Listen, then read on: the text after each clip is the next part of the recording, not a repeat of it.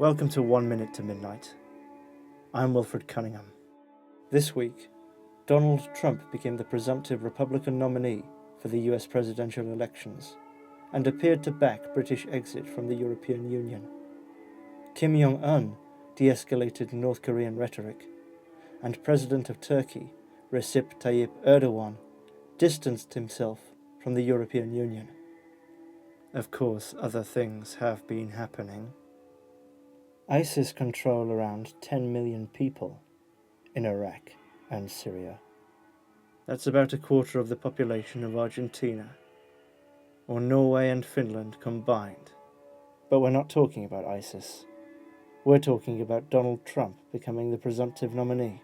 Since announcing his candidacy for the United States presidency on the 15th of June 2015, well-known businessman Donald Trump has beaten 17 other notable Republican candidates and other lesser-known figures who have also filed their candidacy with the Federal Election Commission. Of those who opposed Trump, 11 withdrew after the Iowa caucuses on the 1st of February, his lasting popularity proving surprising. His initial platform was controversial and generated a large amount of media attention. However, most analysts seemed to initially agree that his run would be short-lived and he would unlikely survive into 2016.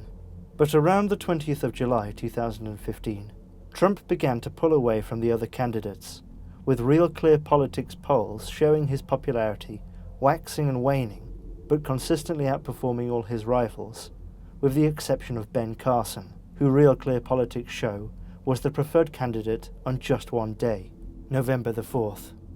On the 25th of April, Trump's two remaining opponents, John Kasich, the governor of Ohio, and Ted Cruz, a Texan senator, announced they would each refrain from campaigning in certain states with the objective of maintaining non-Trump votes in a single core, rather than splitting them between Cruz and Kasich, in an attempt to deny Trump winning the 1,237 delegates needed to win the Republican nomination outright. A failure of any candidate to reach that number would force a contested or brokered convention, where a nominee is decided by additional ballots, where delegates are able to vote for whoever they choose, not only those they voted for or were pledged to by voters in the first round, and not only those who have been formal candidates. However, on the 3rd of May, Trump won 53.3% of the Republican Indiana primary, prompting Cruz and then Kasich to withdraw from the race and leaving Trump, as the only candidate left running, as the presumptive nominee. Trump has been divisive, at least for the Republican Party's established and long-term figureheads and supporters. His task now is to unite the party behind him, but with a strong Republican movement, especially amongst Cruz's supporters, that is explicitly anti-Trump, and with former President George H.W. Bush, House Speaker Paul Ryan, and former President George W. Bush, all refusing, with other notable people, to endorse Trump, he may face a more difficult time in consolidating the nomination than he did in winning it. After possibly alienating some traditional Republican donors by often leveraging his self-funded campaign as an answer to special interests, Trump may find it difficult to call on such donors or establish a network of new ones. A presidential race will most likely cost him more than $1 billion, and even if he is able to afford it, that sum may be too much. Perhaps showing that he has already begun to prepare for the presidential race, Trump was quick to praise Cruz's efforts after he withdrew his candidacy, and has since focused his attacks on Hillary Clinton, the frontrunner of the Democratic nominations, and has highlighted negative memories of her husband and his impeachment. Trump said this in early March 2016. I think that Britain will end up separating from the EU. That's my opinion. I'm not endorsing it one way or the other, but that's my opinion. However, after current President Barack Obama and Clinton spoke for the United Kingdom remaining in the European Union, Trump appeared to back the UK leaving it, although not in definite terms. I had a member of parliament on the show recently pushing for Brexit, the Great Britain exit from the EU. Where do you stand on that? I think the migration has been a horrible thing for Europe. A lot of that was pushed by the EU. I would say that they're better off without it, personally, but I'm not making that as a recommendation, just my feeling. I know Great Britain very well. I know, the country very well. I have a lot of investments there. I would say that they're better off without it. It probably will be politically insignificant for both Trump and Clinton. However, Obama did hint that if the UK were to leave the EU, trade between the UK and USA may suffer. But could Trump's comments indicate that a UK exit would not greatly change the relations between the UK and US if Trump is elected? In other news, the leader of North Korea, Kim Jong Un, announced through the 7th Congress of the Workers' Party of Korea that North Korea would not use nuclear weapons unless its sovereignty was infringed by others with nuclear arms. Although it has made similar statements in the past, and has frequently threatened war with its southern neighbour and the US, Kim has suggested that he wants to normalise relations with other states. It is unclear what North Korea would define as infringement of its sovereignty, or whether its plans to build relations are legitimate or are diplomatic distractions.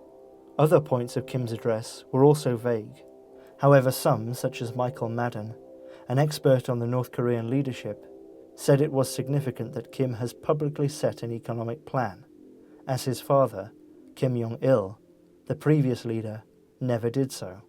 The development of nuclear weapons and delivery systems may well be part of an aggressive foreign policy, or be part of Kim Jong-un's consolidation of power. North Korea's intentions never seem very clear. It is difficult to predict anything for a state so opaque. Turkish President Recep Erdogan told the European Union on the 6th of May, in a strongly worded speech, that Turkey would not make changes to its anti-terrorism laws in return for visa-free travel of its citizens in the Schengen area, 26 European countries that have abolished border controls at their mutual borders and function as a single country for international travel purposes. To win visa-free travel, the EU wants Turkey to meet 72 criteria, 5 of which are still unmet, including the narrowing of its definition of terrorism, which many criticise as too broad and as being employed to threaten and silence critics, dissidents and opponents, including journalists, which the Turkish government and Erdogan himself have often suggested are supporting Kurdish militants or other armed organisations. However, after his recent comments, it now looks as though this deal, and the larger EU-Turkey deal aimed at controlling the flow of refugees from the Middle East entering Europe, may never be reached. The EU provides opportunities for terrorists in the name of democracy. And then the EU tells us, if you change this anti-terrorism legislation, we'll lift visa restrictions. Sorry, we'll go our way, you go yours. Erdogan's comments come after Ahmet Davutoglu, Turkey's Prime Minister, announced on the 5th of May that he would resign. A new leader of the Justice and Development Party, or the AK Party, will be chosen at a party congress on the 22nd of May. Whoever is chosen by Erdogan will also fulfill the role of Prime Minister. Davutoglu was chosen by Erdogan himself, but many believe he wasn't as compliant as Erdogan wanted, with their attitudes differing particularly around issues of Europe and the ceding of powers to the presidency. His departure arguably consolidates Erdogan's position, and perhaps only serves as an example for Erdogan to give as to why Turkey needs to move to an executive presidency, for greater stability and to implement reform. Let me reiterate once again, the new constitution is not Tayyip Erdogan's personal agenda. The executive presidency is not Erdogan's personal request. The experience Turkey has gone through pushes the new constitution and the presidential system forward as an urgent requirement. Many critics of the Turkish government, or more so of Erdogan especially, believe the president's calls for a referendum, which he made after his election victory on the 1st of November 2015, and which he continues to make, are part of his desire to cement his own position in a place insurmountable to his opponents. Erdogan has been accused of limiting the freedom of the press in Turkey, particularly in more recent times, and he has launched a private lawsuit against German citizen Jan Böhmermann, who read a satirical poem on German TV about Erdogan on the 31st of March. This, alongside the Turkish embassy's formal request to the German Foreign Ministry to prosecute Böhmermann, might demonstrate his keenness to silence criticism, not just in Turkey, but also abroad. On the 26th of October 2015, just a few days before the November the 1st general elections, Koze İpek Holding, a Turkish conglomerate that incorporates more than 20 media outlets, was placed under a panel of mainly pro-government trustees. On the 4th of March, Turkish authorities seized Zaman, the country's most widely circulated newspaper, and placed it under the control of a court-appointed panel of trustees. Writers such as Erol Özkori have been detained for criticising the government and often personally sued by Erdogan. There are many other examples of what is often perceived to be a crackdown on criticism and opposition to Erdogan and his government. In April 2014, then President of the Constitutional Court, Hasim Kilic, accused Erdogan of damaging the credibility of the judiciary, and on retiring in February 2015, he warned that the judiciary was being turned into an instrument of revenge by politicians. Turkey's military, often seen as the guardian of the country's secular democracy, have conducted 2 coups d'états and issued 2 memorandums, essentially ultimatums demanding change, since 1960. On the 31st of March, the Turkish General Staff issued a statement refuting that there could ever be another coup d'état. So, until next time, goodbye, and try to remain calm.